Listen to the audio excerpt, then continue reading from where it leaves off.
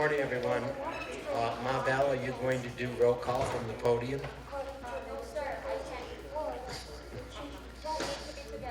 Then make sure you use your mic.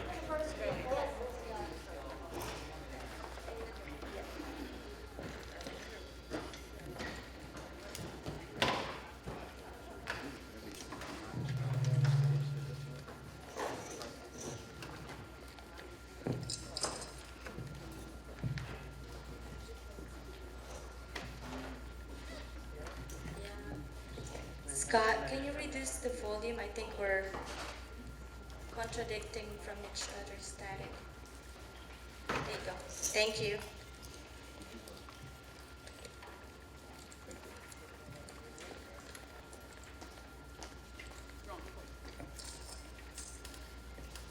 Acadia 2.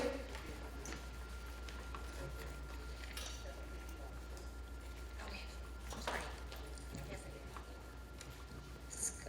I think it's still too loud. Is it too loud? Okay. Okay, thank you. Acadia. Present by proxy. Acadia 2. Absent. Andover A. Absent. Andover B. Absent. Andover C. Absent. Andover D. Present by proxy. Andover E. Absent. Andover F. Present by proxy. Andover G. Absent. Andover H. Present by proxy. Andover I. Oh, So did no, I don't say it. Sorry, my mistake, misspeaking. You're good. I have letter P on my Andover H, so. Bedford B. Absent. Bedford C. present by proxy. Bedford D. Present by proxy.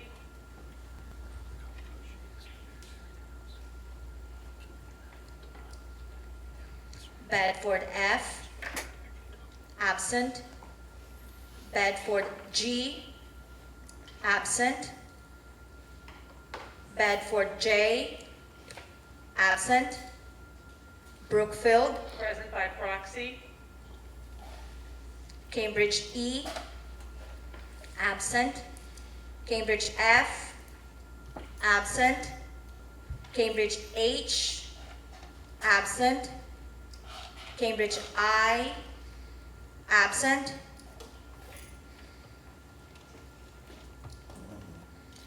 Cambridge J. Absent. Cambridge K. Absent. Cambridge L. Absent. Cambridge M. Present by proxy. Canton Court D. Present by proxy. Devonshire. Absent. Dorchester B. Absent. Dorchester C. Absent. Dorchester D. Absent.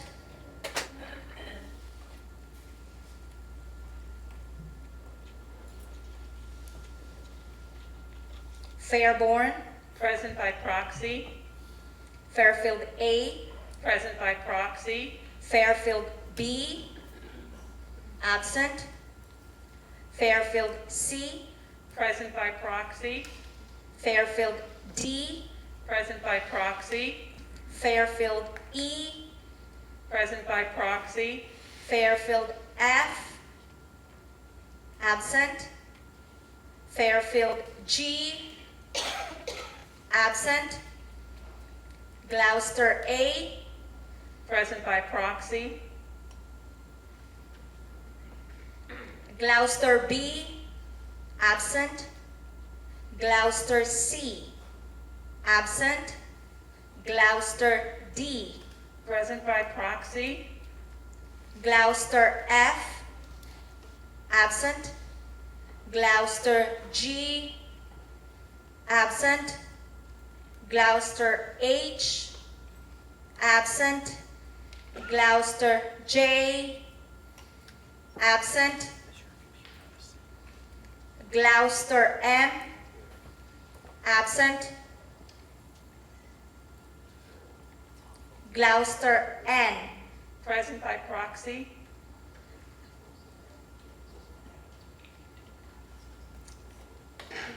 Miss Liz, you check in a while ago, right? Okay. Highgate A, Present by proxy. Highgate B, Present by proxy.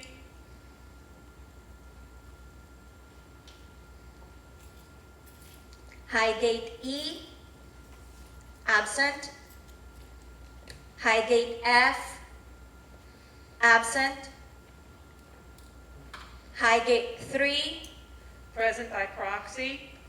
Highgate 4, Present by proxy. Huntington, absent. Idlewood, Present by proxy. Inverness, Present by proxy.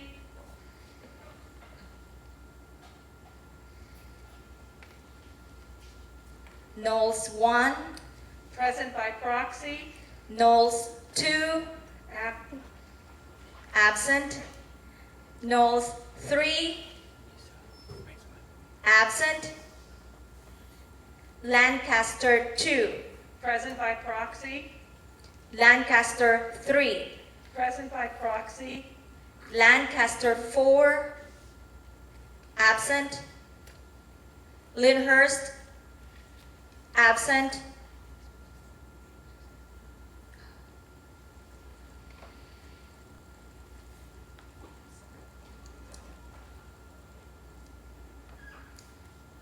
Manchester 1, Present by proxy. Manchester 3, absent. Maplewood, Present by proxy. Nantucket 3, Present by proxy. Nantucket 4, Present by proxy.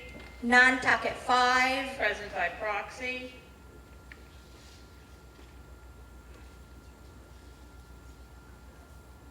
Oxford 1,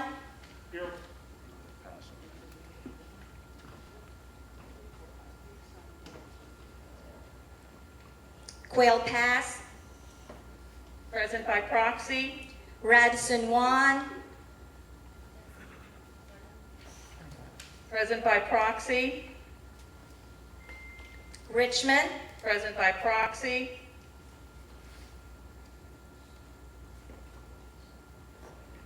Somerset, absent. Southampton 1, Yeah, is present, okay. I put a proxy in there, sorry. Southampton 2, Present by proxy. Tremont 1, Present by proxy. Tremont 2, Present by proxy. Villeroy, Present by proxy. Worlington, Present by proxy. Yorkshire. Present by proxy. Mr. President, you have a quorum of 76.1% with 4,203 units with 73 association. Thank you, Mabel. Therefore, I'll call the meeting to order, and we all rise for pledge allegiance to the flag.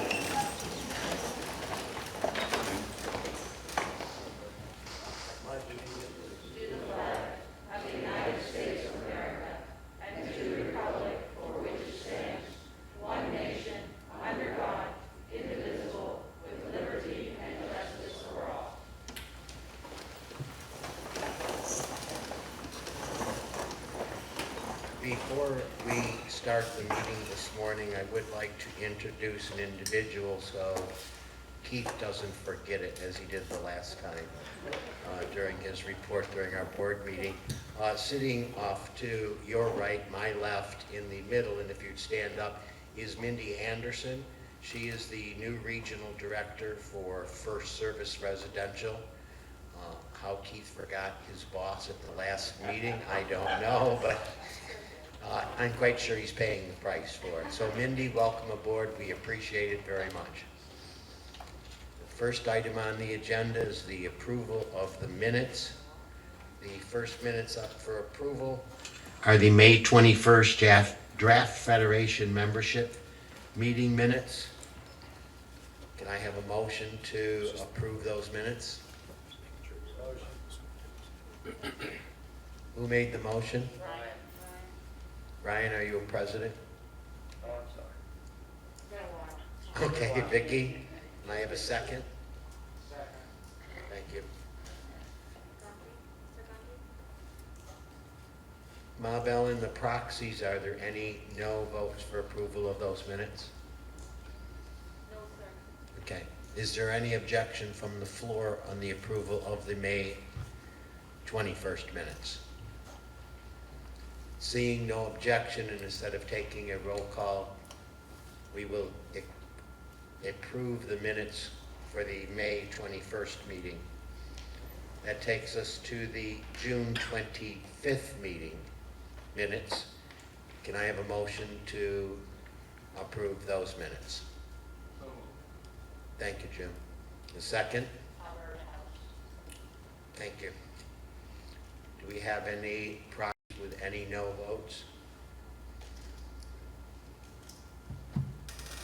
Shaking your head doesn't. No. I'm opening. And don't forget you have to use your mic, Mabel. No, sir. Okay. Is there any objection to the approval of the special membership meeting from June 25th? Seeing no objection, instead of doing a roll call vote, we'll consider the minutes unanimously accepted and approved.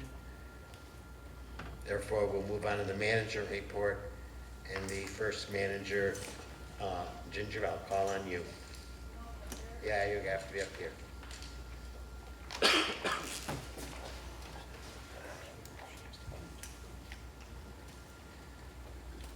You'll remember Carol Channing. Wasn't like her lipstick was always smeared around her face, so as I take my mask off, just forgive me, that's kind of what I feel like here. I don't think during the era of masks, women have learned how to put half a face of makeup on, so. All right, are we up? Got it, Keith? All right, we'll get started. Fitness programming, as you can see, oop, next slide. There we go. Looks like big numbers, but these are probably the lowest numbers that hopefully you'll see all year. August is our month where we'll see lowest participation, and then those will begin climbing. I won't read all those numbers to you. You can see them up on the screen. We'll go on to salon and spa usage, and you will see here on sales and services, that is a 34% decrease over the prior August, even when we were in COVID. Again, we've talked about this in some of the other meetings, the loss of a very popular massage therapist. Had that ad posted for months, simply not even any applications, but we finally, yay, have made an offer, and she has accepted. A candidate will begin in October, so hopefully you'll see those sales start climbing back up again. Next slide. In food and beverage usage here, you can see the month of August was at 80,700. That's about 2% over the budgeted plan.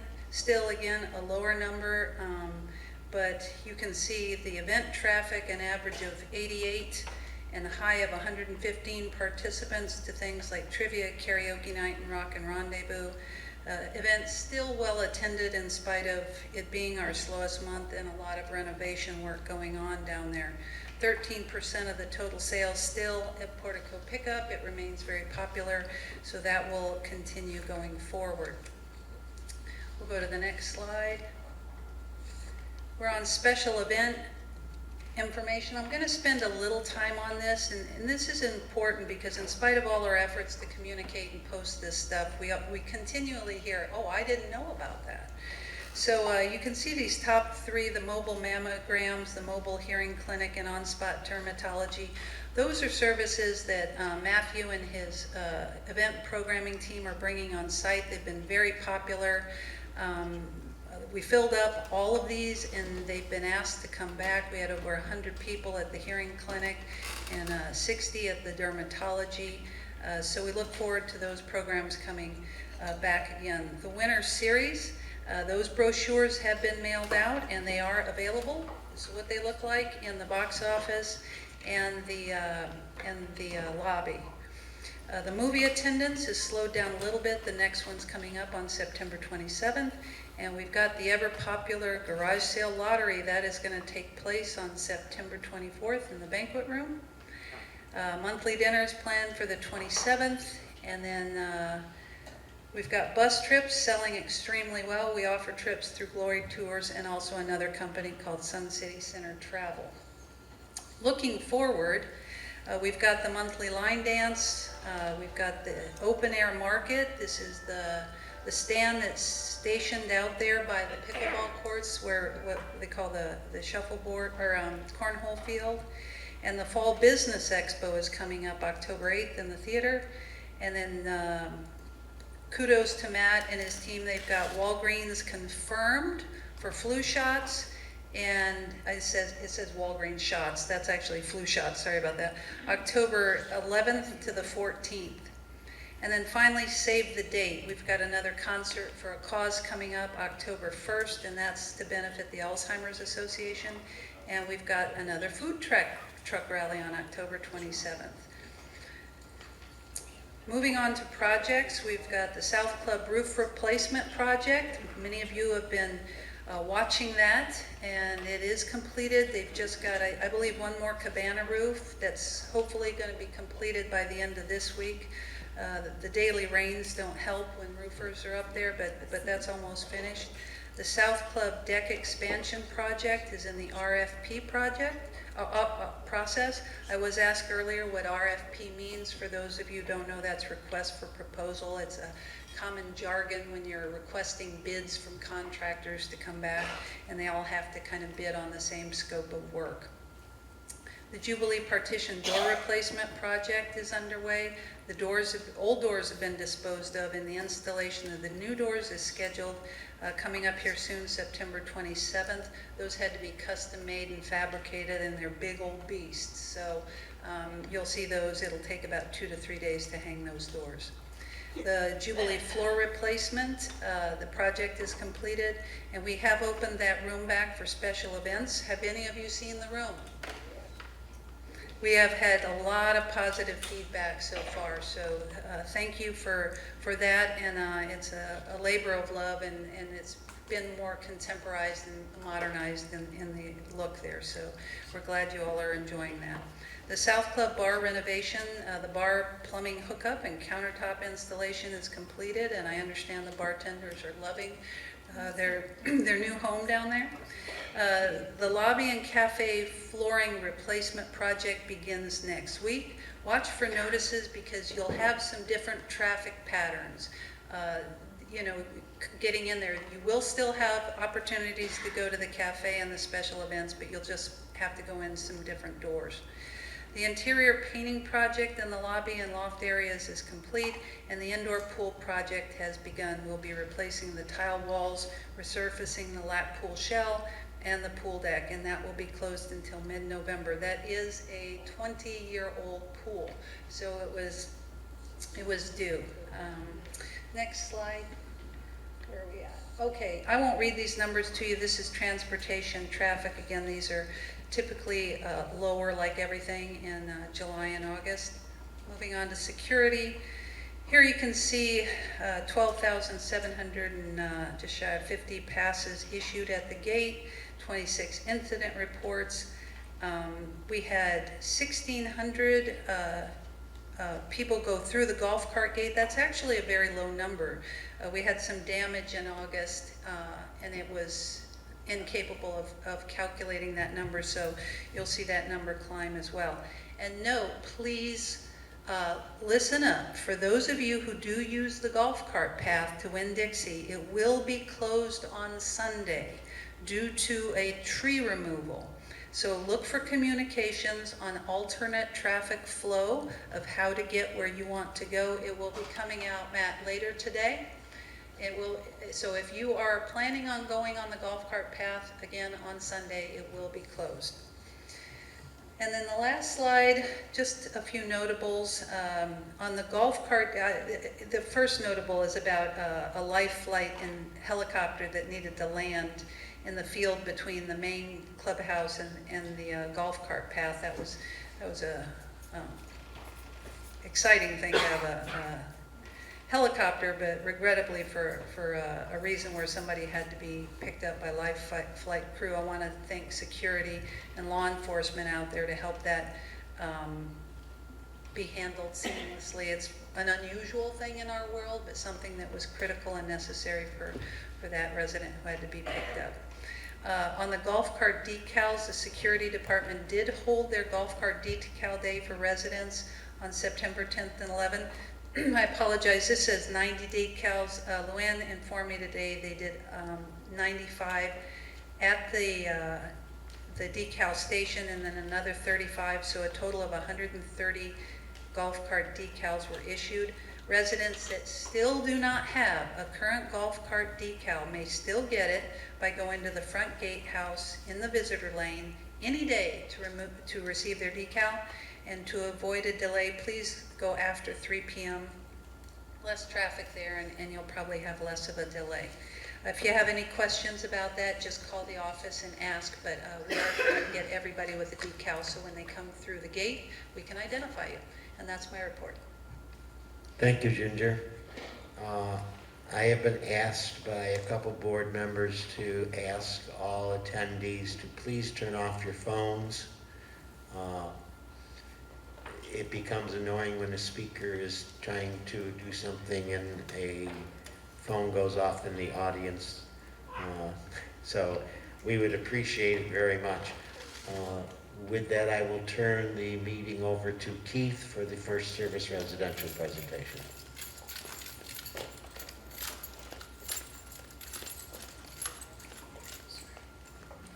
Thank you, Jack.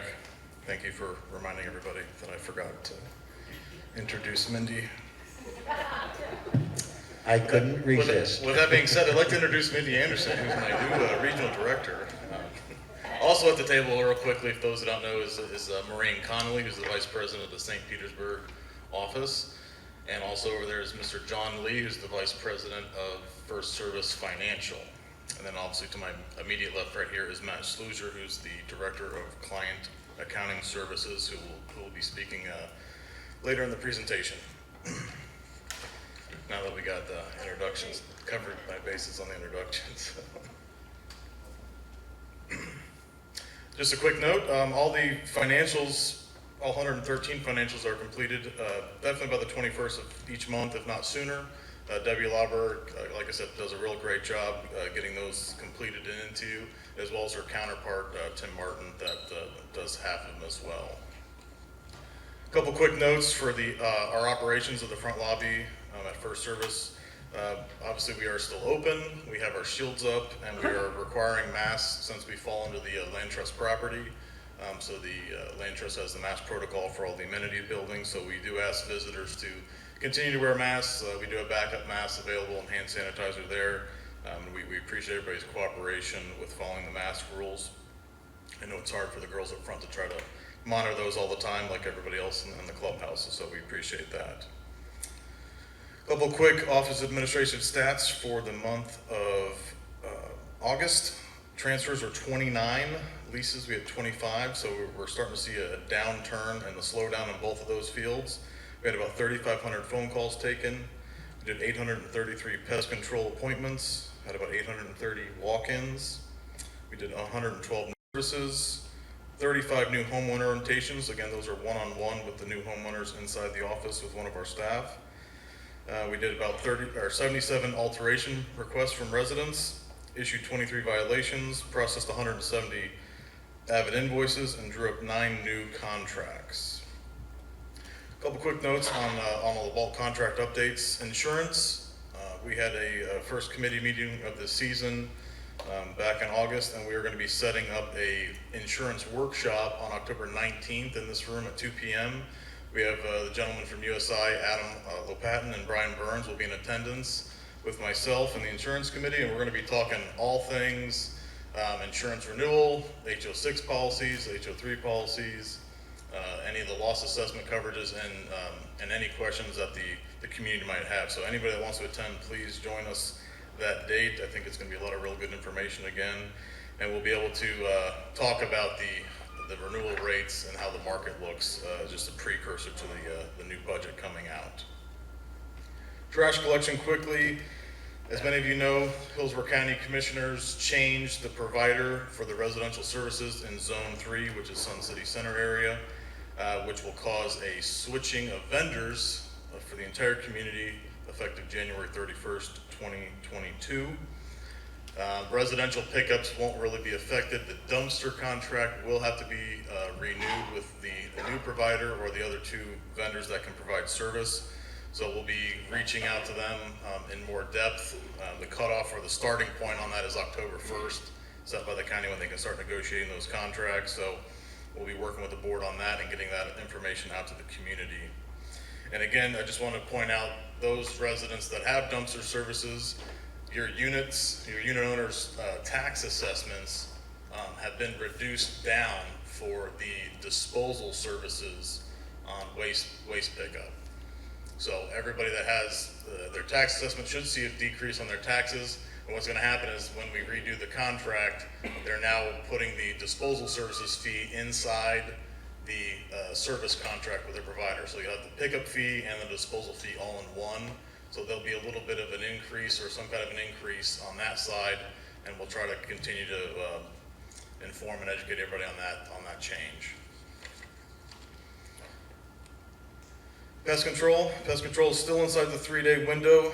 We've seen a really good communication increase with their team. If they're knocking on the door and somebody doesn't answer, they're making the effort to call right at that time. So we've seen a nice increase on the communication on the service side of that.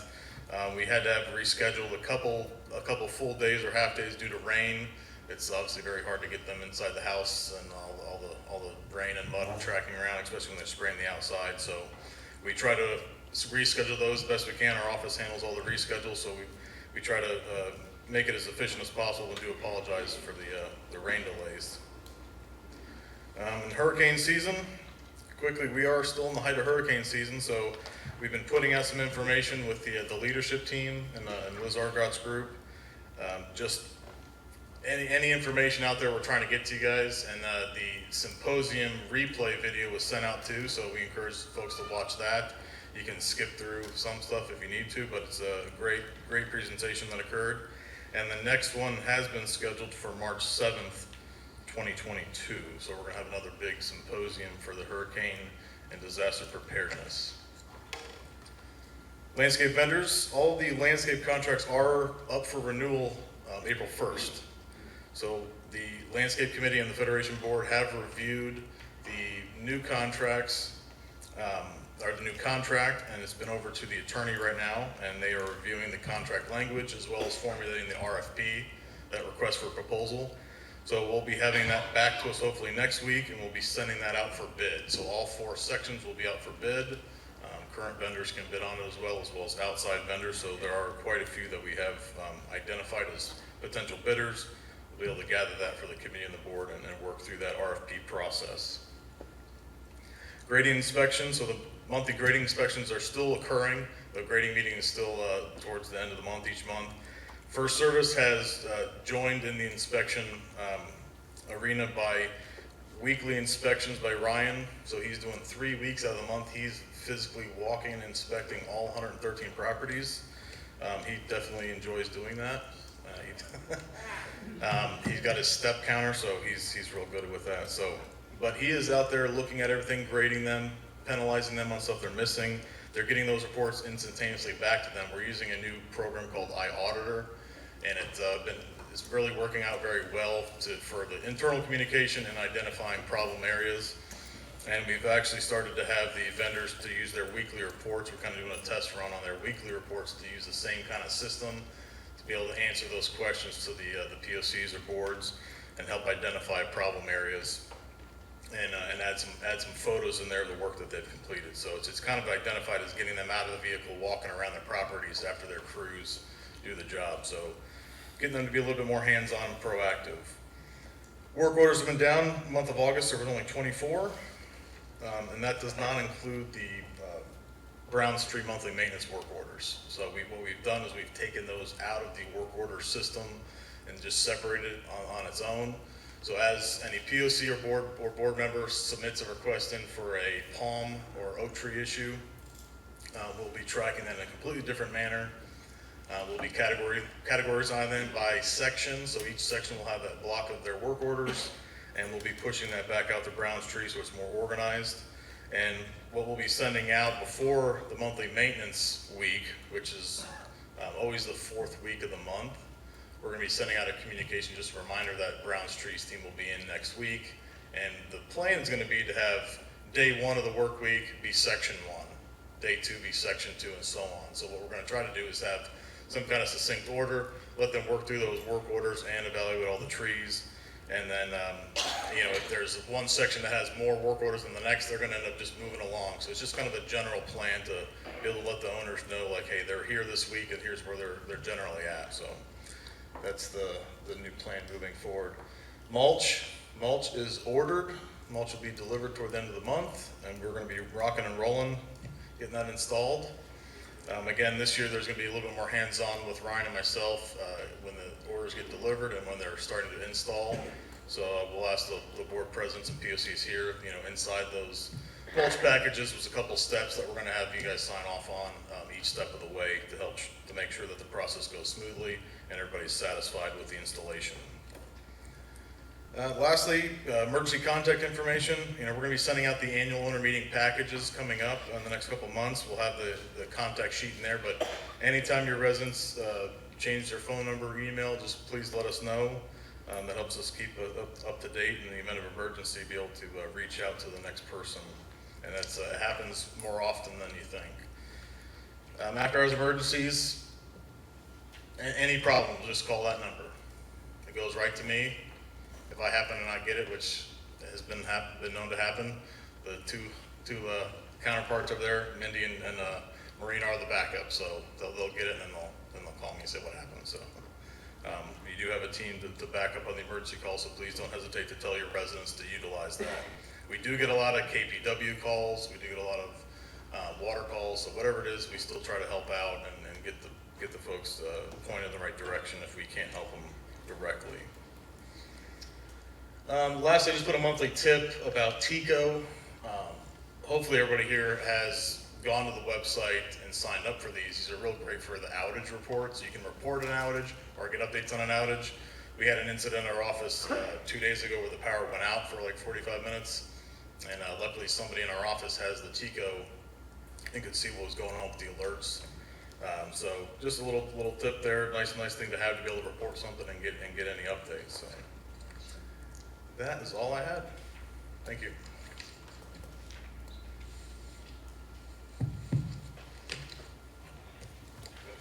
Thank you, Keith. Do committee reports, and Liz, I believe you have something or no? You gotta go up to the podium. If you don't want to give the residents a report, that's fine. Because the speakerphone is up there.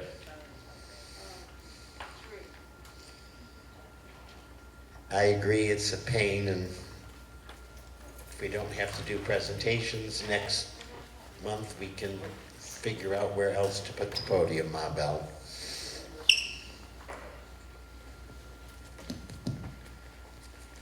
Good morning, everyone. I will first give you a little more information on the tree committee's work. Keith has already given you where we are in a lot of things, but I wanted to remind you that the palm fertilization program is coming out of the landscape contracts and going into the tree contract, the palm and tree contract, so that the tree people will do the fertilization for the palms. The palms need fertilization on a regular schedule, and there is a composition of chemicals that are required to provide the appropriate nutrients for the palms. On the 24th, we will be piggybacking on Ryan's landscape meeting, and we will have a PowerPoint at that point entitled, "What's Wrong with My Palms?" That will show you what some of the nutrient deficiencies are doing to our palms and what the appropriate combination of chemicals will do to keep them healthy.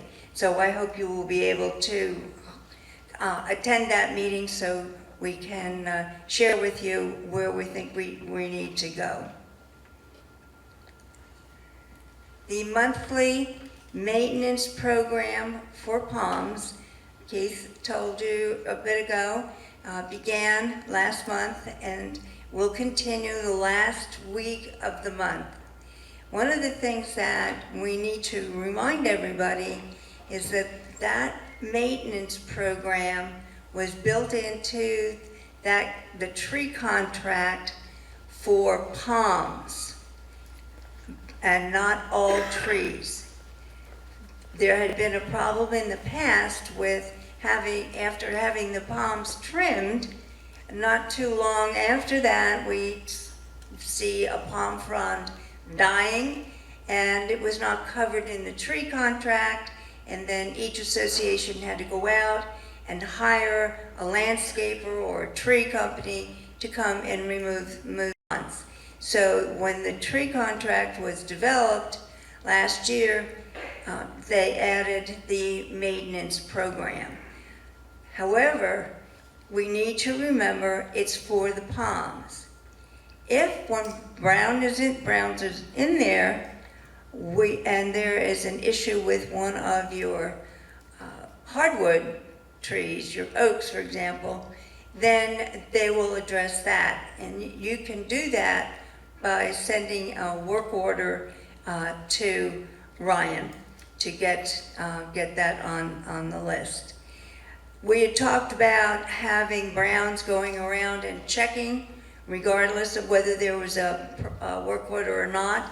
So now we're suggesting, if you see something that needs attention in that arena for the last week, please go ahead and send in a work order. And if you've missed one, they should pick it up on their way through. Health and Safety Committee, Keith said, we're not out of the woods yet. Hurricane season is not over until the middle of November. September, October can be pretty brutal. So we need to make sure we do not get too complacent and make sure we keep ourselves prepared. In that regard, the Kings Point leadership team, under my direction, will continue to put out alerts periodically with bits and pieces of information that we really need to make sure you are aware of and keeping up in your closets, cabinets, under the beds, wherever we can find room to put that 24-pack of water for just in case we need it. So other than that, with the hurricane situation, we need to remain vigilant, because guess what? Hurricanes are not the only disaster that may require this process. Okay, that's it for today. Thank you very much, Liz. Janice, do you have anything on the insurance? Keith handled it? Okay. Tom, do you have anything on the landscape contracts that you want to discuss? No, Keith's covered it. We're at the lawyer right now with the contracts. Okay. Unfortunately, the unfortunate passing of Rick Massime caused a hole on the board as regard of the Community Promotions Committee. I spoke to Rick just before his passing. and he had made a request, and he had previously requested that Barbara work with him on it, and one of his last requests was that Barbara take over the CPC committee and the work on the new website and things such as that. It's been a rather whirlwind for Barbara bringing herself up to speed, and Barbara will give you a pass this month, and I do want to thank you for stepping up and basically assuming that responsibility for the residents of Kings Point. So thank you very much. Alan is not here today. He's on a well-deserved vacation, but he did want a treasurer's report, or the treasurer's report that he provided to the board on September 3rd.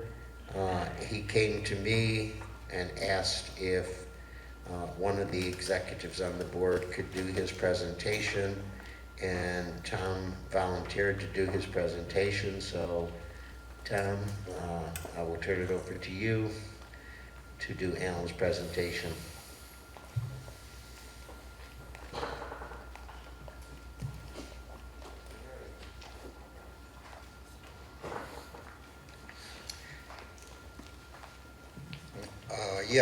Alan had written a response to a meeting that was held by Mike Bardell, Eileen Pico, and Kelly Bennings. Their presentation was entitled, "Who is Watching Our Money?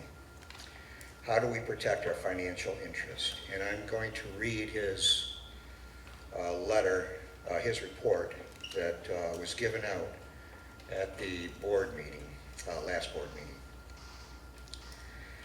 The Professional Service Fund was questioned during Mike Bardell's presentation. The Professional Services Fund was established in the year 2018 by the Federation Board to be used by the Federation Board for any professional services it needs, including legal and other consultants. It was never established to be used exclusively for legal expenses for the merger of the boards, as Mike Bardell claimed.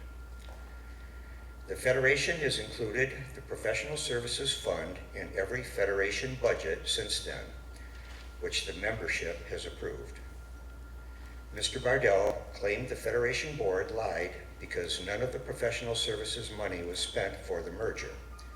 This is not the case, as the board did consult with its counsel regarding a proposed merger and paid the legal fees for this from the Professional Services Fund. The board never lied about this. In Mr. Bardell's presentation, Kelly Benning went on about the treasurer's report not adding up because the beginning balance was not shown on the March 31st, 2021 treasurer's report. The format of this report is the same one used when Mr. Bardell was on the Federation Board. I felt the prior format was succinct, gave the important numbers, and the people in Kings Point were accustomed to seeing it presented that way, so I kept using the same format when I became the treasurer. A little point of clarification here. This is Mr. Hahn's report here, and so when I say I, it is actually Mr. Hahn saying I, not me personally. Okay, let's see. The beginning balance is, of course, the ending balance from the previous year, even though it is not specifically listed on the report. The report lists the money coming in, the revenues, and the money going out, the expenditures, and the ending balance. Kelly knew that the Professional Services Fund beginning balance from the previous year end on March 31st, 2020 was a deficit of $31,747 because she mentioned it in her report. If you do the math, you would see that my report numbers, in fact, did add up. What was the actual agenda in Kelly's presentation? Just as stated, this is the same manner in which the treasurer's report has been provided for years. If there was a concern regarding the treasurer's report format that was used during the years Mr. Bardell was on the Federation board, why is it just being questioned now? Kelly suggested all but 3 of the reserve accounts are not needed. The Federation Articles of Incorporation state, "The purpose shall be to provide a multi-condominium and homeowner association administration within a multi-condominium and homeowner association community, to hold title to real and personal property, to protect the investment and enhance the value of the properties owned by its members, make determination over condominium or homeowner association matters which affect the administration of all or less than all but more than one condominium or homeowner association, all of which shall be done in compliance with Florida statute."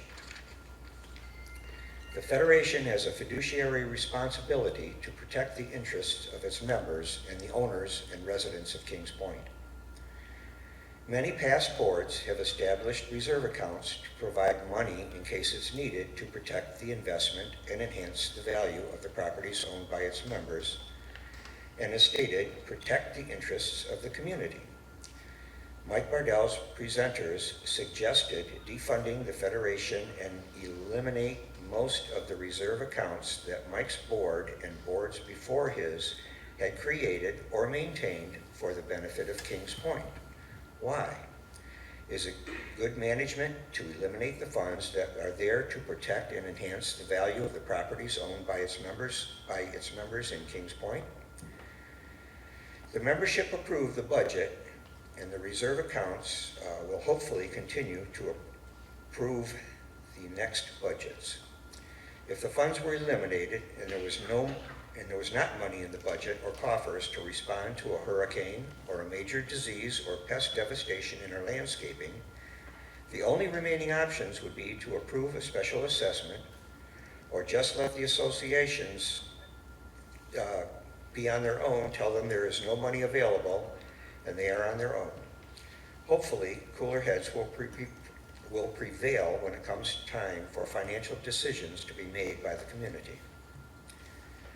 In Mike Bardell's presentation, Kelly proposed moving all of the registration fund money into the capital reserve account of the land trust, which is a separate corporation unto itself. These are Federation funds, which would be considered by the Federation at year's end as excessive funds. Currently, there is $1 million in the capital reserve account that was borrowed in 2017, financing of the 2 loans that were terminated early. Did you know that Kings Point will have paid $1,663,000 for the $1 million it is holding in the capital reserve account? That's right, Mike Bardell and his Federation board chose to pay a hefty prepayment penalty to get out of the old loans, and every Kings Point owner is now paying 4.42% each year for 15 years to have $1 million sit in the capital improvement account. Yes, you paid $1.6 million to get $1 million that is still sitting there. What is the need for the money in the capital reserves? The current Federation board has used the registration fund money in accordance with the bylaws to lower your monthly fees for the past 2 years now from 3.01 per unit per month for the 19-20 budget and to 2.29 per unit per month for the 2021 to 1.24 to the 1.24 per unit per month for the 21-22. Almost 60% reduction in fees over 2 years. If the land trust ever needed more money in the capital reserve account, the Federation board has the option, with a membership approval, to of sending money there, but for the time being, the Federation Board is using the money to lower your fees and to save you money. During Mike Bardell's time on the board, these funds were transferred to the Land Trust, which was never approved by the membership, and during his time on the board, the transfer of these funds were never tracked to ensure that these funds were placed in the Land Trust capital improvement reserves.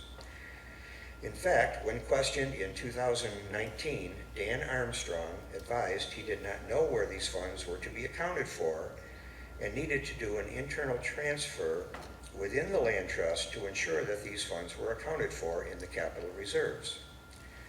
That is the fault of previous boards and surely was not being good stewards of the Federation funds. The question still remains if it is appropriate and proper to transfer these funds to a separate corporation for which the membership loses all oversight of.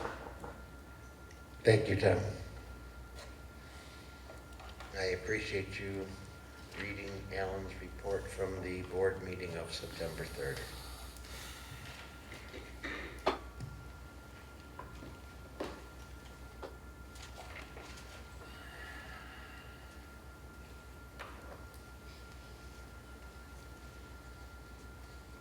And I'm going to follow up from Alan's report on items that were discussed a month ago on August 17th with the meeting that Mike Bardell held with Kelly Benning and Eileen Pico and the issues he raised about who is watching over our money and what is going on within the community.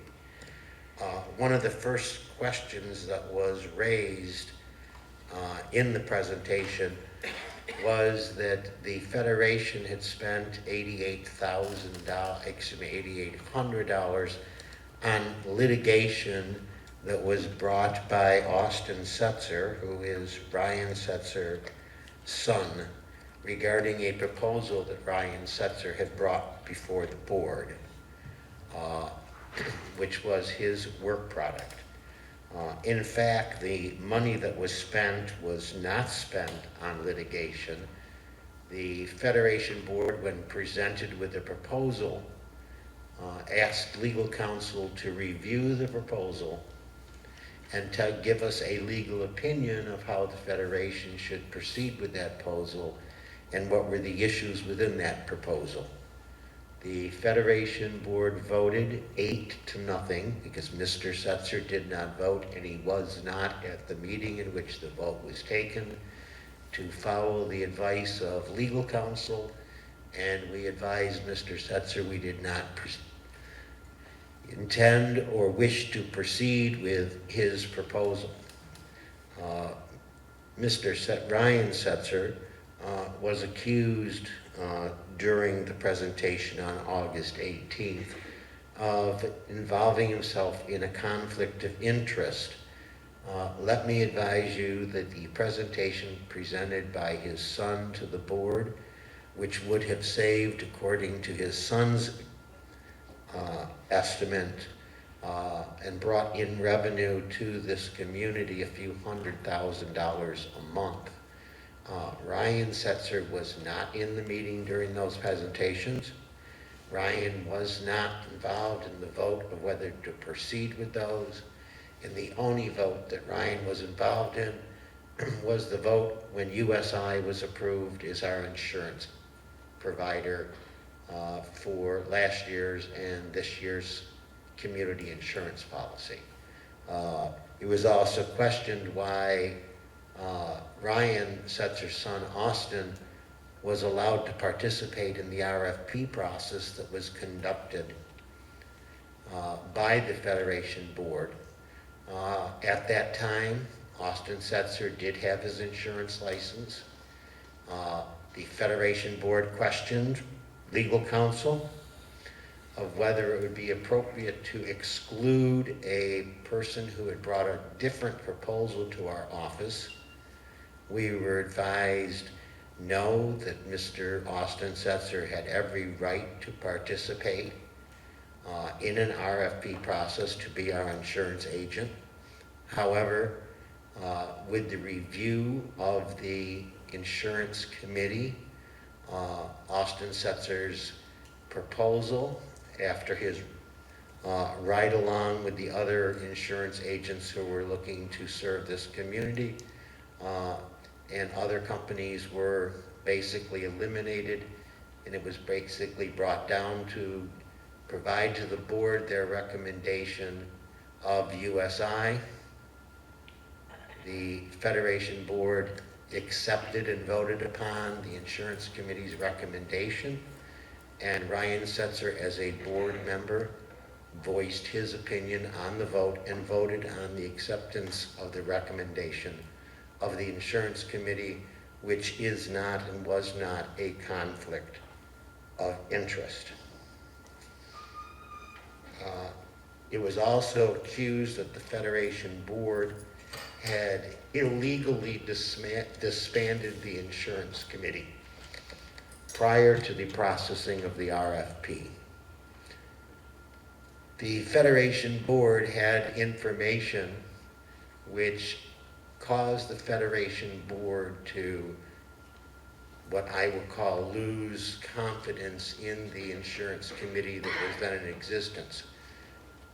Committees are appointed by the board at the discretion of the board, and the board felt it was best to name a new insurance committee prior to going before the RFP process.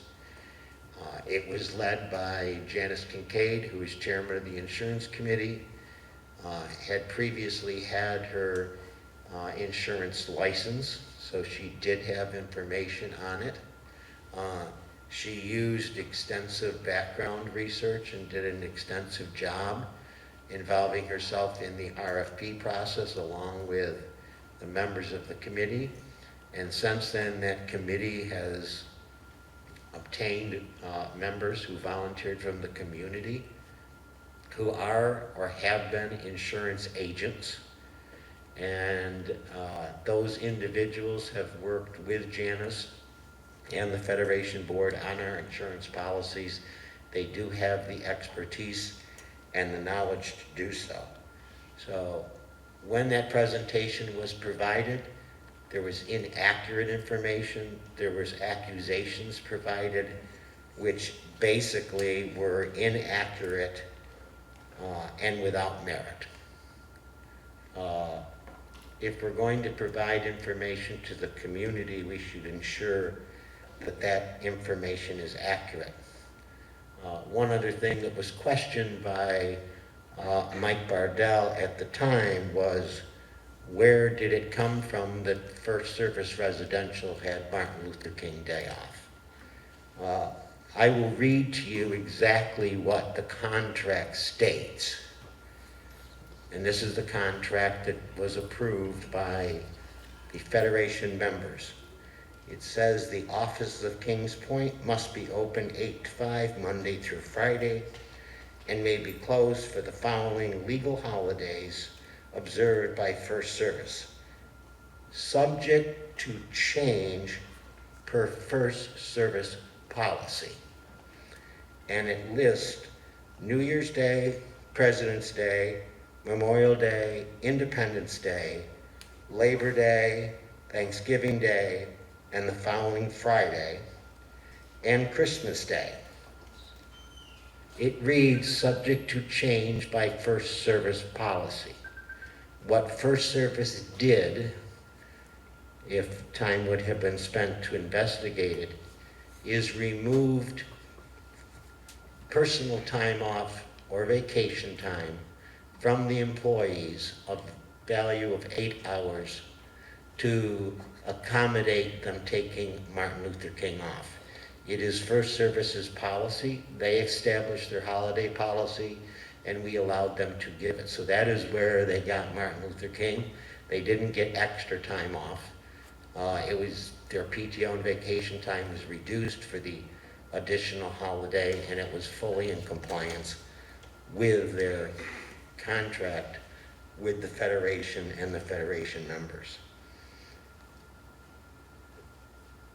It was also questioned why Vicki Ryan was serving on the RFEC, and it was a conflict of interest. Vicki Ryan placed her name when Tom Ricketts was elected to the board to fulfill Tom Ricketts' term for the section that Tom had, along with 2 other candidates. All 3 candidates were basically interviewed by the Standing Elections Committee, and Vicki Ryan was unanimously selected by the Standing Elections Committee to assume that position. She was introduced at the next RFEC meeting, which is open to all members, and her name was listed on the RFEC website as a member of the committee. The Federation Board didn't try to hide it. The meetings are open, and Vicki Ryan has provided some useful insight. In regard to her entertainment services she provides, Vesta has, and we discussed it with Vesta, and you can have Ginger is sitting up here, and she will agree with me, I hope, that the staff of Vesta has been informed, and it is the policy of Vesta, that no preferential treatment is provided to anyone, whether they do entertainment and are paid entertainment, or whether they are a member of a board or any other committee within the community. Everyone that Vesta deals with is treated the same, and Vesta has gone out of their way to make sure that no preferential treatment is provided to anyone regarding a position they may have in the community. Am I correct? That is your policy as Vesta? Thank you. So there really is no conflict of interest. And to accuse Vicki Ryan of using her position to further her career or to sell herself is basically an unfair statement to make in a personal manner such as that. In addition, during the presentation, we heard from Eileen Pico. And some of the comments that Eileen Pico made, she stated that she, for her association, had requested legal invoices, copies of them. And that when she went to our legal firm, that the description within those legal invoices had been redacted, and that she did not know that they were redacted. Well, a letter was sent to Eileen Pico's counsel, who requested copies of all Federation legal invoices. It was our attorney who advised that those descriptions had to be removed because they're attorney-client privilege, and those invoices were pulled, the information was redacted, and it is not illegal to remove attorney-client privilege. In fact, we would have been violating attorney-client privilege if we had not redacted that. During September 3rd, I advised Ms. Pico in my presentation, and she was here at that meeting, that if she had a basis for contending that redacting those invoices was illegal, to please provide us with that documentation. To date, the Federation has heard nothing from Eileen Pico regarding that issue. In addition, Eileen Pico advised that our bylaws must be rewritten because under the state statute, even though we're a 617 corporation, that we must follow the rules of 718, and our bylaws must comply with statute 718 in the state. We have obtained legal opinion. We are not a 718 corporation. A 617 corporation that must comply with 718 must have all of its members as 718 corporations. All of our members are not 718 corporation. We have, which are condominiums. We do have homeowner associations, which are 720. We cannot be a 720 corporation because the Federation has no capability of assessing monies against our membership. Contrary to The opinion that Eileen provided, that we must change our bylaws to comply with 718, I again asked her for where she obtained her advice that we must comply with 718, and to this date I have received nothing, nor the Federation Board has. Yet we have received from our legal counsel that the Federation's bylaws do not need to comply with 718, and there is no requirement for us to modify our bylaws. In addition, Ms. Pico also made the statement that anyone requesting Federation records, because they changed the bylaw, they changed the Florida statute of 718 that you no longer had to provide a reason to view the records, that therefore, if you wanted a Federation record, which many people request, that you didn't have to provide a purpose. As I previously stated, we are not a 718 corporation. State Statute 617 advises that a person provide a purpose for a copy of their record. Again, I asked Ms. Pico for the information of where she obtained her opinion, and to this date, I still have not received any information. It's one thing to attempt to provide information to the community in calling a meeting of the residents in this theater. And there's another of providing inaccurate and misleading information and causing confusion to the membership and its residents. The time for attempting to cast aspersions upon your duly elected board in this manner is not helpful to the community and the membership. The board since 2019 has spent countless hours ensuring they were fulfilling their fiduciary responsibilities to the residents and its membership.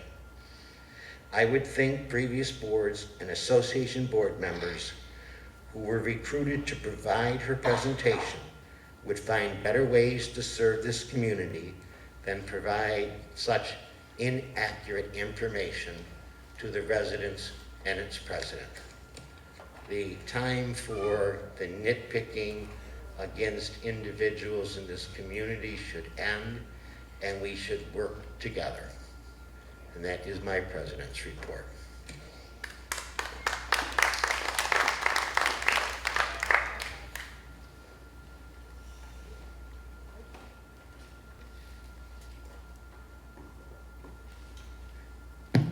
The next item on the agenda is the approval of First Service Residential changing banks from Bank United to City National. We have nobody signed up for open forum to speak. So then we have no unfinished business. So the new business was the approval of First Service Residential changing banks from Bank United to City National Bank. In our contract with First Service, it advises that First Service selects the bank upon the approval of its membership. On September 3rd, the Federation Board heard the request from First Service to change it. The Federation Board did not approve changing it. It approved sending it to the membership for the membership to approve. It's not an approval that the Federation Board gives. It is not the Federation's bank. We have a separate bank. This is the bank of which all of your money gets deposited into when your residents pay their money. And then the money is therefore then paid out by First Service to the landscapers and other contractors which we hire. It processes approximately, and I'm not trying to steal Matt's thing, it approximately processes $14 million in payments every month. And First Service had the notification to the Federation that they wanted to change their bank. And I will turn the meeting over to Keith, so you could do your presentation on it, and it's up to the membership to vote on this particular issue.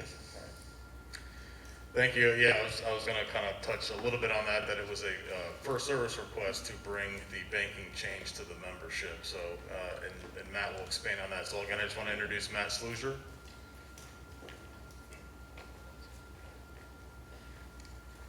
Good morning. So as mentioned, the associations at Kings Point currently bank with Bank United for your primary operating and reserve accounts. Unfortunately, Matt, can I interrupt you? And could you let the members know your position at First Service and why basically you came to us? So at least they know you're just not some guy off the street. Absolutely. So my name is Matt Sluiser, Director of Client Relations for Client Accounting with First Service Residential. So as I mentioned, unfortunately, Bank United has notified us that they are terminating their agreement with us at the end of this year. And with that, we are going to lose a lot of efficiencies to be able to operate as far as processing member payments, owner payments that come in, being able to monitor the accounts, being able to initiate transfers for the monthly transfers for bulk services. And we've vetted our banks that we have a relationship with and narrowed the list down to 4 banks and completed a request for information to determine which bank would have the most efficient platform and be able to meet the needs of Kings Point both in the short term and for the long term. And the bank that we are recommending as far as our bank of choice is City National Bank. City National Bank, so currently Bank United is paying no interest on any of the accounts, no interest income. City National Bank is offering competitive interest rates on reserve accounts, so there would be an increase to interest earnings by making this change. We have a dedicated transition team that is going to handle the conversion, should this be approved, of converting the Bank United accounts to City National. So if this is approved, there will be no further action from the members or Federation board members. We've already transitioned over 30% of our communities that have a relationship with Bank United to City National, so we have experience with the process and going through this. There would be no impact to owners as far as they wouldn't need new coupons or need to make any changes to their click pay if they're set up for automatic payments. So the owners are not going to be able to notice the change. There's going to be no impact on them. There will not be any disruption to Avid Exchange, our accounts payable system. And so pretty much, what's on the table is whether the membership approves transitioning to City National. And please let me know if there's any questions. Thank you.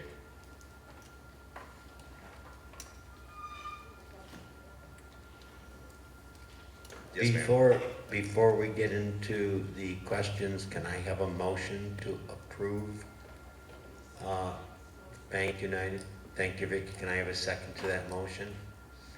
Thank you. We will now open it to questions and discussion. And if you have a question or you have a discussion, if you would move up to the mic, we would be glad to hopefully have First Service be able to answer.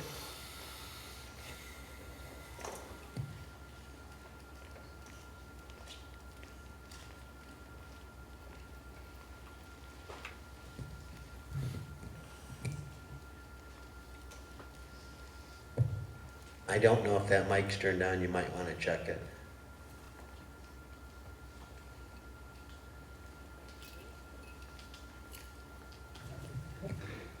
It's on now. Thank you, Jane. Good morning. I'm Jane Norton from Nantucket 2. I am the president. I just have a couple of questions. What is the total amount of money being moved from the Kings Point accounts to this national? The total balance is average 14 million. 14 million. And where is this bank based? It's based out of Miami. Okay, and it's owned by? it's an independent bank, an international bank? Is it traded? We've got no information on this bank so far. I may, as far as the ownership, John Lee from our First Service Financial team might be able to speak more to that, but as far as the bank's ratings, they are a 5-star rated bank through Bauer, fully FDIC insured. They're the second largest bank in Florida, well capitalized, great liquidity. So it is a strong institution, and we've worked with them for over 20 years. Okay. And do you have a, relationship with this bank or any, is it an affiliated bank with First Service or? Yes, we've had a relationship with them for over 20 years. Okay, thank you. Now, particularly my association, we have in our documents and our requirements that our board members, there has to be 2 signatures in order to move money from our reserve accounts. I don't see where First Service should have that arbitrarily to move our money without individual association approval. Now, I did go to, and I do have a legal opinion from my attorney that says it's absolutely appropriate for us to get much more information about this before asking us to vote on this issue. We should have this information before we're asked to vote. If you're sending out a proxy, they should also have had this information. And I just think it's inappropriate to just get a blanket, majority vote to move over $14 million out of this community. And technically, we didn't even know what bank it was going to because there was no information given to us about this bank. So I would like to make a motion to table this and to go back to our boards with some information and get our board's approval and have an individual association approval on this. I don't think it's appropriate for First Service to make those transfers without board approval. Thank you. Jane, before you leave the mic, if you want to make a motion, the motion would be to postpone. And when would you want it brought back up to the membership? Because when you postpone, you have to give us a date, or basically, We could if do you it in 2 postpone it weeks, Jack. indefinitely, it basically takes it off the table in its entirety. I will make a motion to postpone this for 2 weeks to allow the presidents to bring it back to their board members with the information that we should have received in the first place. Okay, so you would expect the membership to hold a special membership meeting in 2 weeks? That's correct. Is there anything going on 2 weeks from, it's a Federation board meeting, correct? Yeah. Pardon? Yeah, but I want to get her motion down, so. Can we make it 2.5? Could I make it 2.5 weeks? Because what you're doing is conflicting with the Federation board meeting on that Friday. That's fine. Okay, so 2.5 weeks. Can I have a second to Jane's motion? Mabel, do you want to take roll call? And I don't know what we're going to be able to do because how many proxies do we have on the motion to approve? No, how many votes are by proxy? How many votes are represented by proxy? Excuse me, Jack. Can I bring up one further advisement from my attorney? It says, although less than ideal, the proxy is legally sufficient, and he has no issue with that document, provided information noted in the first paragraph where I said the information should be No, sent I out. have no problem with that. The question is how do we take a vote for those who have submitted proxies on your motion? And that's the biggest problem with having proxies sent out as a blanket without information. That's exactly my point. Are we able to have discussion on this motion before it's voted Well, on? that's why I asked how many proxy votes we have, what percentage of the community are proxy. So right now I have, You gotta use the mic. for now, a total of 179 out of 5,525 voted yes. I don't care how many voted yes or no. I need to know how many total votes you have by Sorry. proxy. I got 2,283 out of 5,525. And that,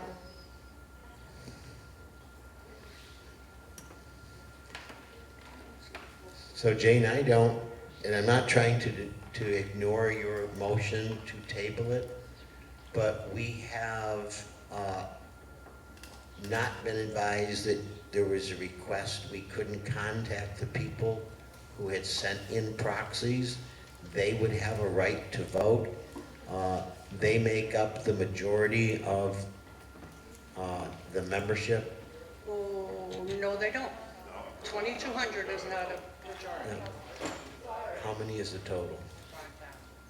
so 5,525, 2,700. No.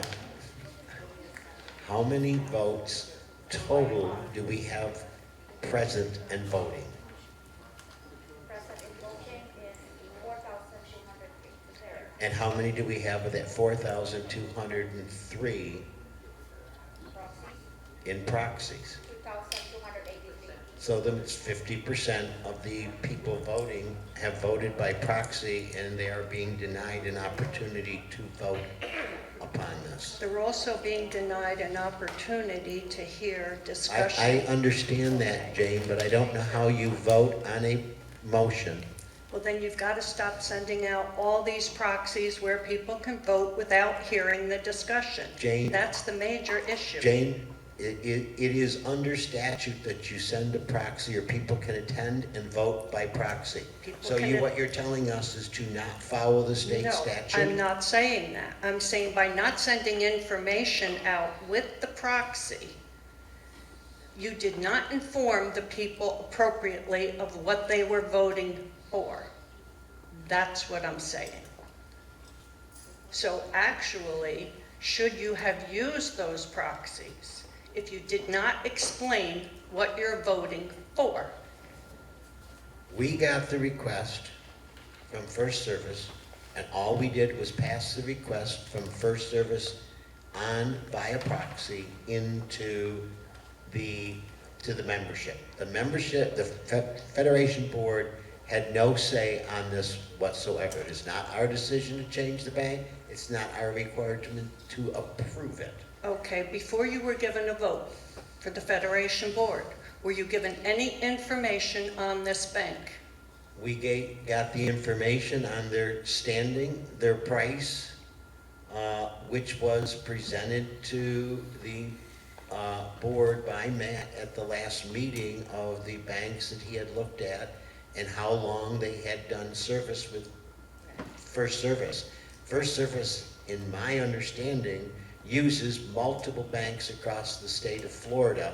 This is one of the banks they use, and I don't even think the membership knew that United Bank, or Bank United, was the bank that we did business, the First Service does business with. I don't think the membership ever knew who our bank was. Sure you do. You get it in your financials every month. You get statements, Jack. Come on.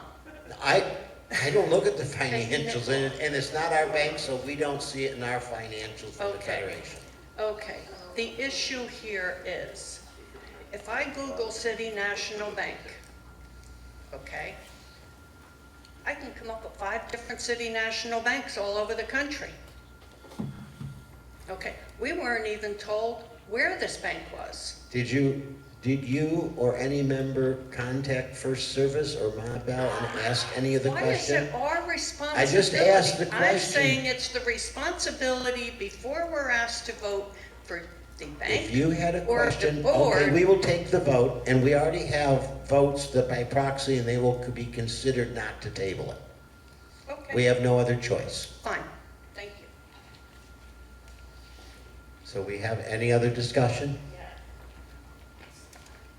Hi, I'm Diane Daniels from Southampton One President.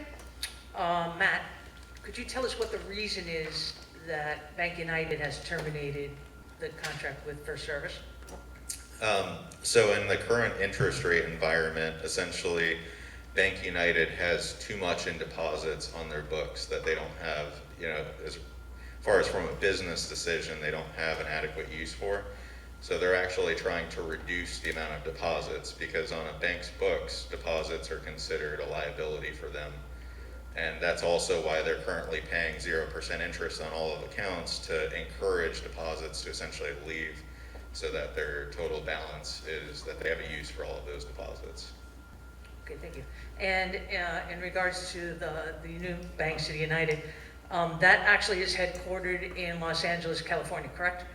It's Miami-based. It's a No, Miami-based it's bank. headquartered in Los Angeles, California. They're headquartered in Miami. I think that's incorrect, but I did look at that this morning, because again, we had no information about this bank. Is it true that it is owned by the parent company of Royal Bank of Canada? You may be looking at it, as There is another bank in California called City National Bank, owned by RBC. That's not this bank. This is City National Bank of Florida, headquartered in Miami. Okay, Citibank of Florida. City National Bank Bank, of Florida. headquartered in Florida. Okay, Yeah. that wasn't even written correctly then on the information we got for the motion, correct? No, it is City National Bank, headquartered in Florida. There is a City National Bank headquartered in California. Okay, so So when I'm even saying right of there. Florida, I mean the one that's here. Mhm. That's not the name, right? The name is City National Bank. Okay, so right there we have even confusion of which bank it would be just from the information we received, the little information we received. That's why we're saying it's so important that we get all the appropriate information so that the members can make the right decision, to work with you and want to do this change for you. But we have to have information so we understand exactly which bank it is, how long they've been in business, what are the charges, what kind of charges are we looking at, things like that. Yeah, so I just do want to, touch on just a couple of things you said. I'm sorry, just to introduce myself, I kind of just took over here for a second, sorry about that. I'm John Lee, Vice President of First Service Financial, work very closely with Matt. Charges, none, zero, right? So we are in a relationship with Bank United where you're getting no interest and you're not getting charges, right? And we are proposing moving to a relationship with City National with interest payments and also no charges, right? Our banking program is designed to have no cost to the association. That's one of our core requirements. Okay, good, all right. And I'm sure every single member wants to work with our board of directors and with First Service. We just want more information so that everyone has due diligence and they can make that concerned vote. That's all we Yeah, want. I appreciate the. That's all that everybody wants. So Jack, without having all that information available, when you feel that it would be fiduciary for the board to just, like Jane had brought up, to postpone it until we have a little more information so that everyone will feel more comfortable in voting properly? The board does not have the capability of postponing it. We would have to take a vote of the membership, and the only thing we could do is to take the vote of the membership, and those who have already voted to approve the use of Bank United would be considered a no vote to postpone.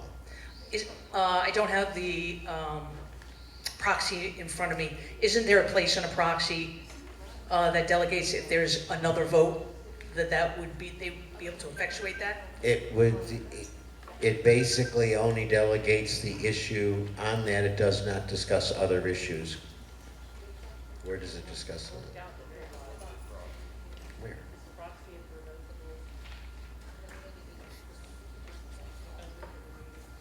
It says the proxy is revocable by the Federation member and is valid only for the meeting for which it is given and any lawful adjournment. So that's for this meeting, would that be for this meeting? It is only valid for this meeting and only valid for this specific purpose. It is not valid for other issues that may arise. And then maybe that's something we might have to look at in the future, so we have this little issue. I do not disagree with you. I know that, Jack. We're in a quagmire of Yep, I see. a motion that was placed to postpone it for 2.5 weeks and seconded. The only alternative Janice has is to take, if you were looking for votes and there are 50% of those present, how did those people vote? Because if they voted yes, then they're not looking for postponing. That is the interpretation that we would have to take. Understood. Something, an issue we'll have to look at and address immediately for the near future. But thank you. You're welcome. Thank you, sir. Hi, Rich Resnick, Manchester 4. Just want to say that what we're essentially doing here is moving from one FDIC insured bank to another FDIC insured bank. The government is standing behind the money. 14 million sounds like a lot, and it is, but if you look at it on how much is there at the end of the month, it's basically very little additional to whatever you had on deposit at the beginning. So it comes in, it goes out. The other observation I would make is, and I'm not going to ask for a show of hands and more power to anybody who does this, but I'm curious how many have been looking at the annual reports, proxy statements, quarterly earnings releases of Bank United. I mean, there are places to put your foot down and say we need to do things differently, and I fully agree with that. But this is making a mountain out of a molehill, in my opinion. And I think we should just move on and do it. I can't guarantee there won't be administrative issues, but that would be true no matter which bank you pick. There can always be those kind of problems. This just doesn't seem to be the place where we need to say, I need all this information. Now, if people are looking at Bank United reports every quarter, every year, that's a different story. Maybe there is a need, but I'm guessing most people don't do that. Thank you.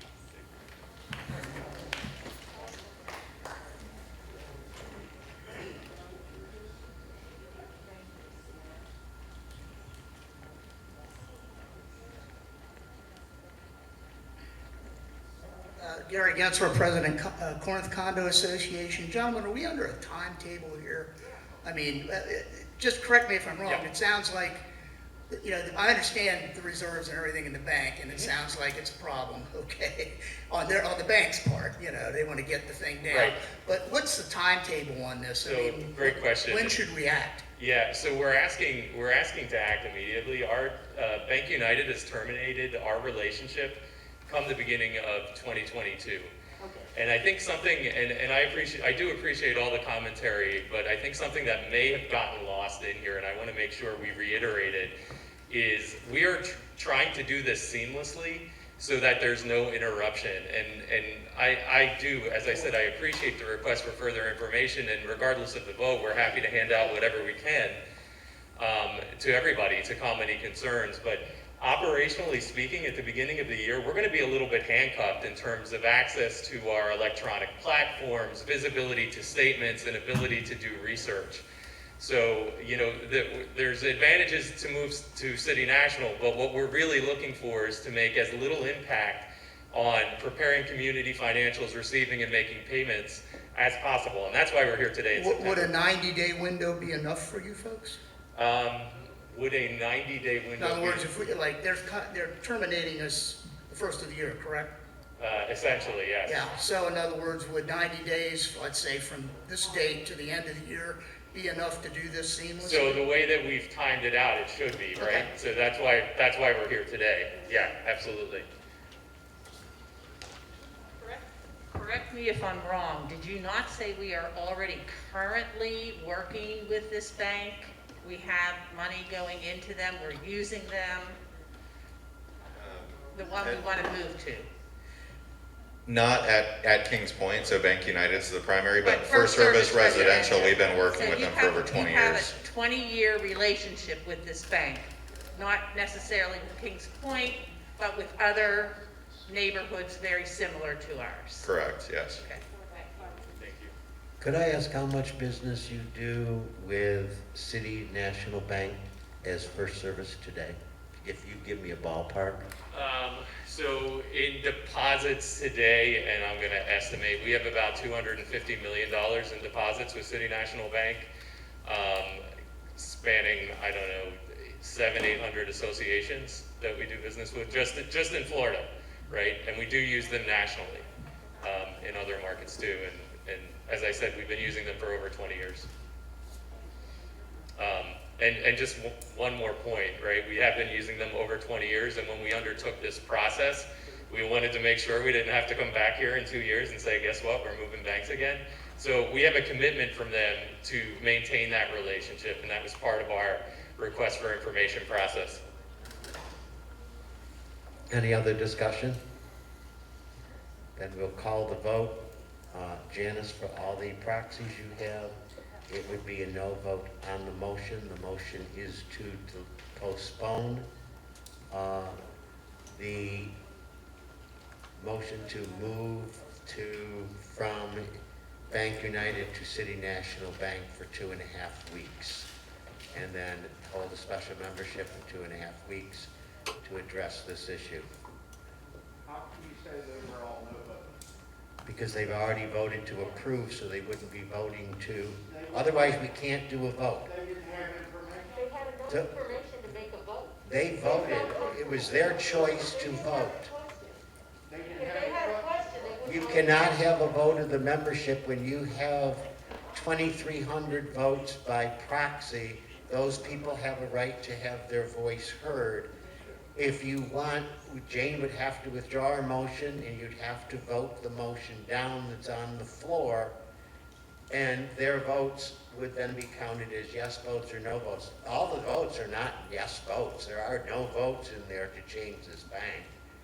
But we have to account for 50% of the membership who chose to vote through proxy on it. And they are approving it, so they would vote not to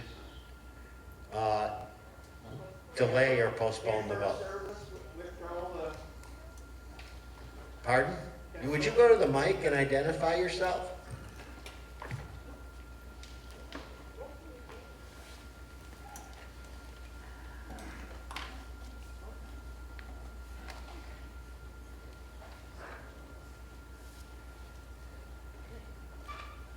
Doug Faust, President of Austrial.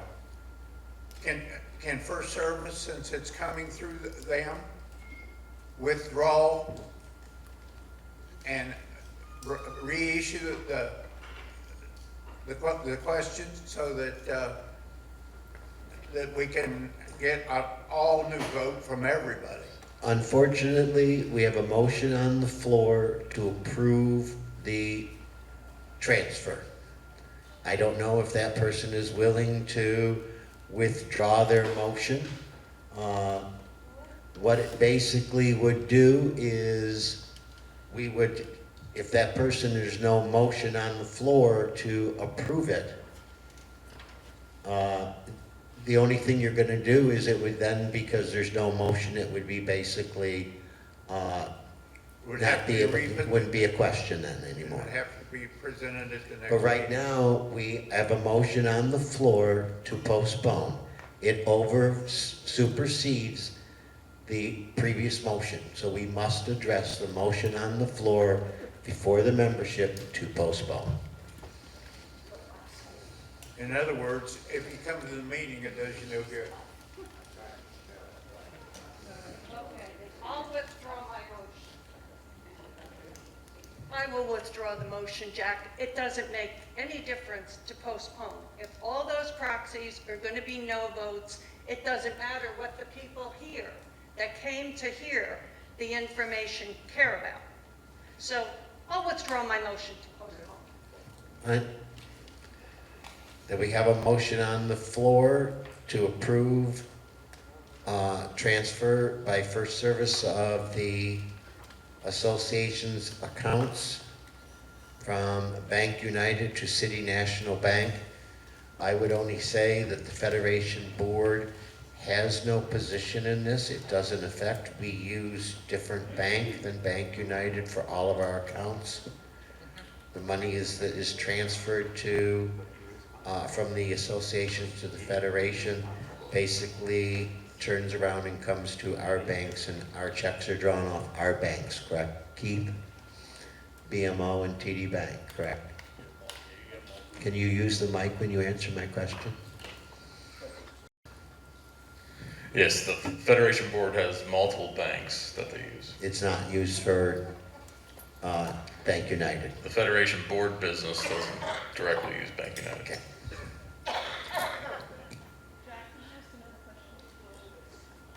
We were going to call the question, Del, but if you have a comment, we haven't called the question yet.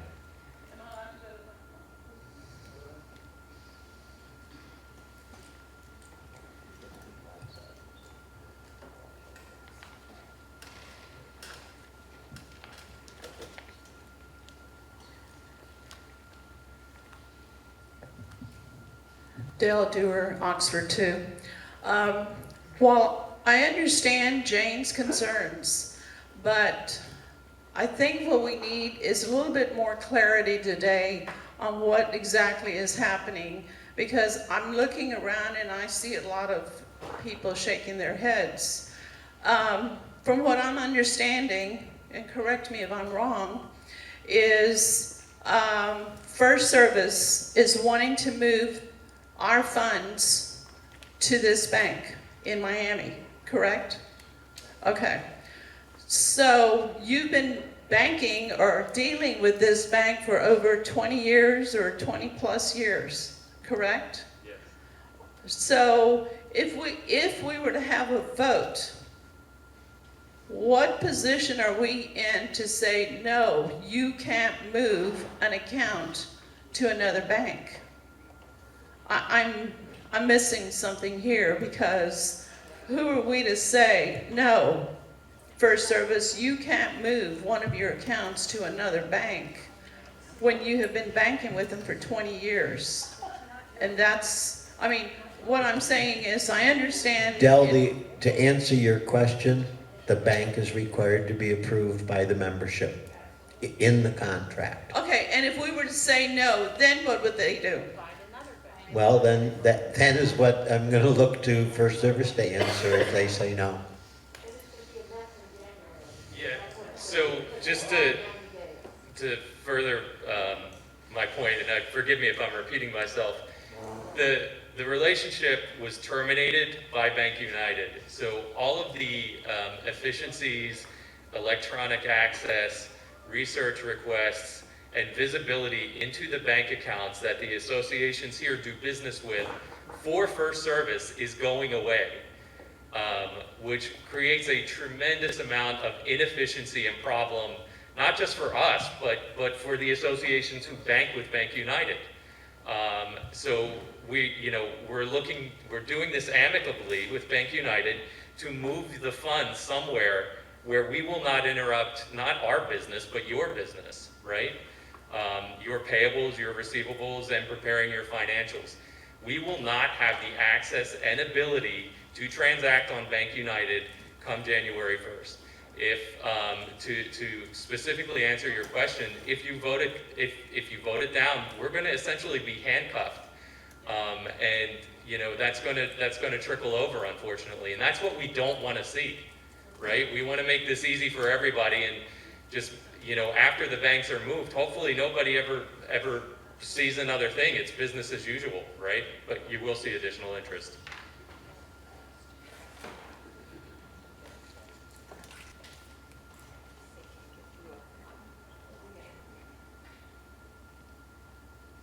Eileen, you want to speak?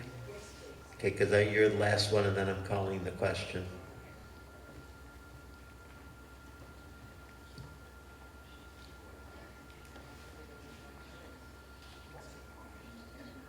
Thank you, gentlemen, for coming and giving us this explanation. My question is, we have 114 independent corporations sitting here. Not sitting here, but in this community. Why did you not think about sending us information in advance so that we, who have the fiduciary duty to each of our associations, would have a chance to consider and think about and understand, so we wouldn't have all of these questions coming up? we would already have had the information, and we would have been treated with some respect as presidents of our associations. So could you explain to me why you didn't feel it necessary to send us information 10 days in advance so that we knew what it was that we were, something more about what it was we were being asked to vote on, when, some of us have upward of $100,000 you're going to just transfer to another bank. So could you explain to me what your rationale was for not providing us information earlier? Thank you. Yep, thank you for the question, and I will take that. I will take that as my own responsibility for not sharing some more in-depth information ahead of time. I certainly meant no disrespect. We have a lot of respect for both your communities and your positions within those communities. And if what we sent was, if we did not send you something to give you the support to come here and ask the questions, I apologize for that. I'll take that on. Therefore, I'll call the question, and we'll do it by roll call vote.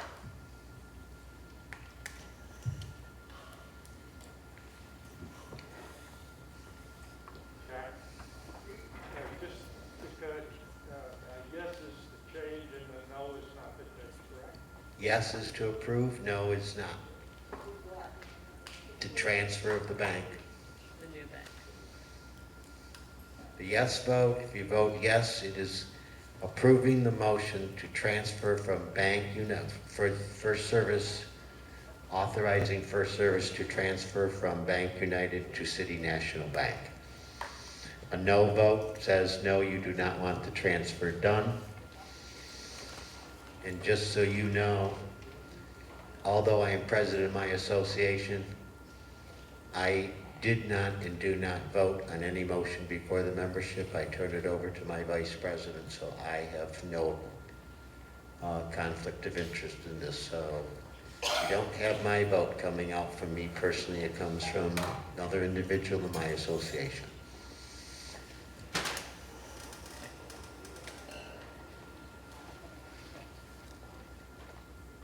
Acadia, No by proxy. Andover D,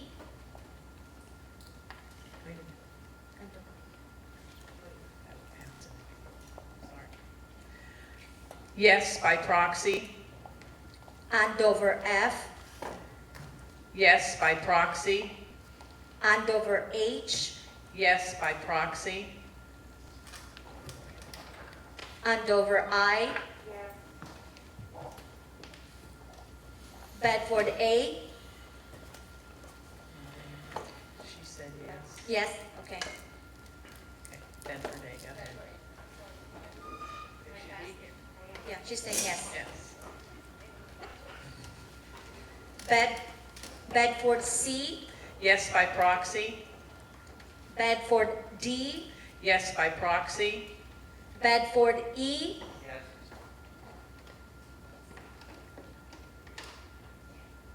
Bedford H,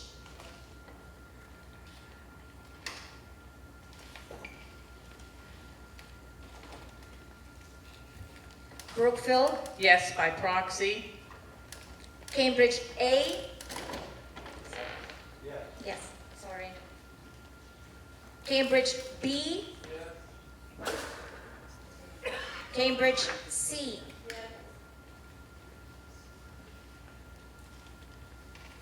Cambridge M. Yes by proxy.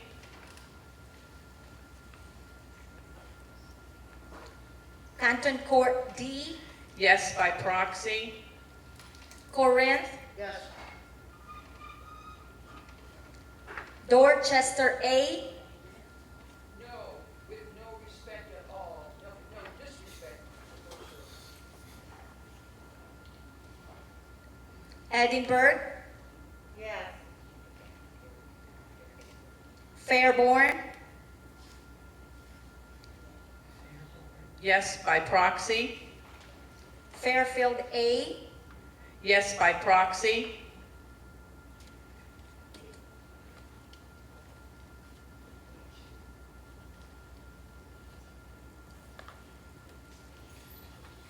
Fairfield C, Yes, by proxy. Fairfield D, Yes, by proxy. Fairfield E, Yes, by proxy. Fairfield H, Gloucester A, No, by proxy. Gloucester D, Yes, by proxy. Gloucester E,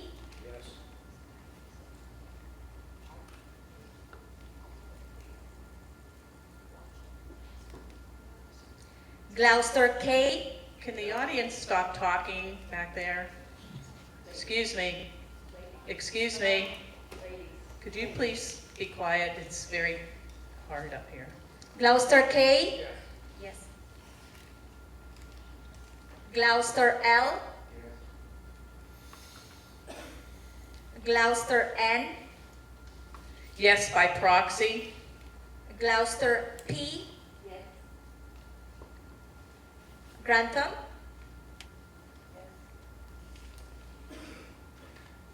Highgate A, Yes, by proxy. Highgate B, Yes, by proxy. Highgate C, Highgate D,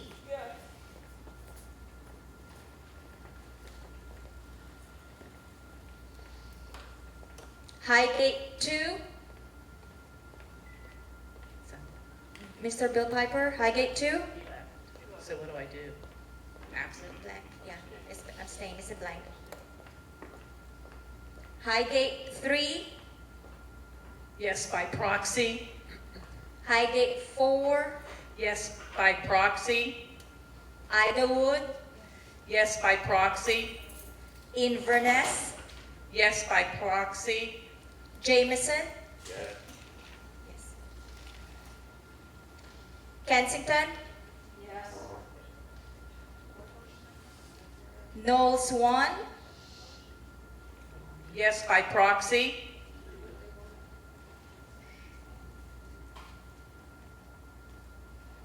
Lancaster 1, Yes. Lancaster 2, Yes, by proxy. Lancaster 3, Yes, by proxy. Manchester 1, Yes, by proxy. Manchester 2,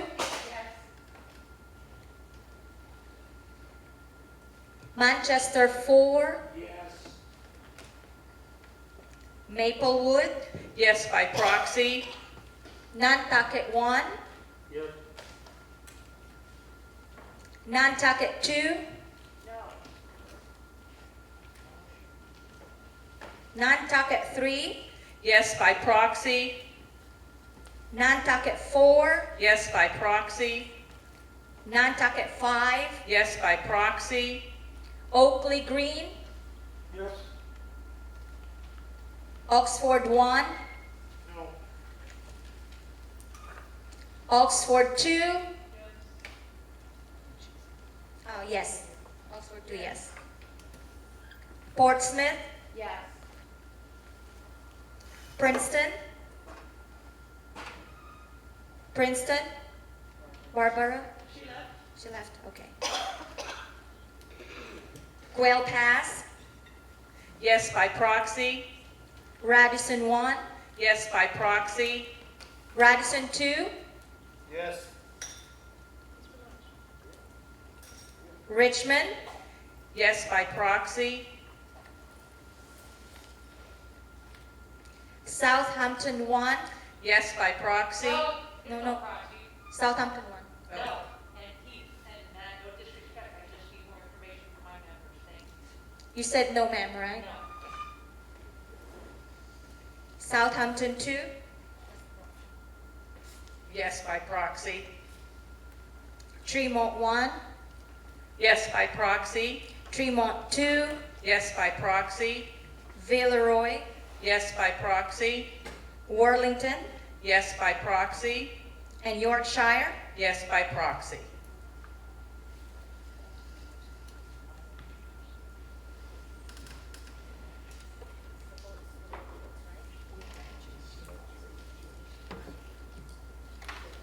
Mr. President, 3,557 counts voted yes with 91.1% with 64 association. And I have 348 counts that voted no with 8.9% with 6 association. And we have abstains, so. Go back. 2. Oh, I need to go back.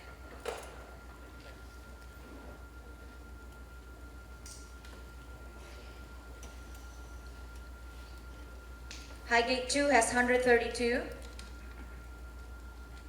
Hold on, sir. I made a mistake. Sorry. I just saw Highgate 4. Proxy, Jen? Yes, right? No, Highgate 4. I put J instead of Y. My apology. Let me go run down a quick one because my fat finger is typing J instead of Y. My apologies. Let me just double check my work.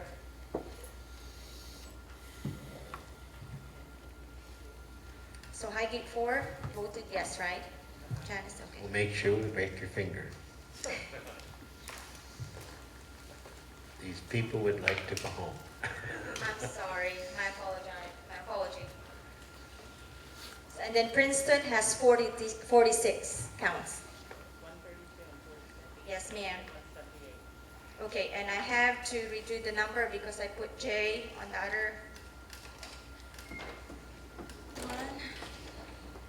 Again, Mr. President, I have 3,677 counts with 91.4% with 65 association voted yes, and 348 counts with 8.6% and 6 association voted no. With And 2 abstain. with 178 votes abstaining, correct? Yes, sir. So the motion is passed. Keith, will you notify the necessary powers to be that at the membership meeting, the motion was passed by the members to transfer? And I would only ask that First Service send information which was asked for today to the membership within the next 7 days.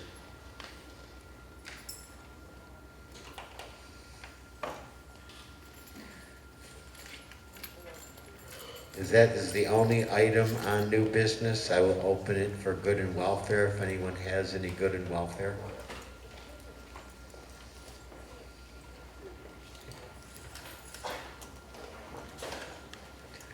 With no good and welfare, I will entertain a motion to adjourn.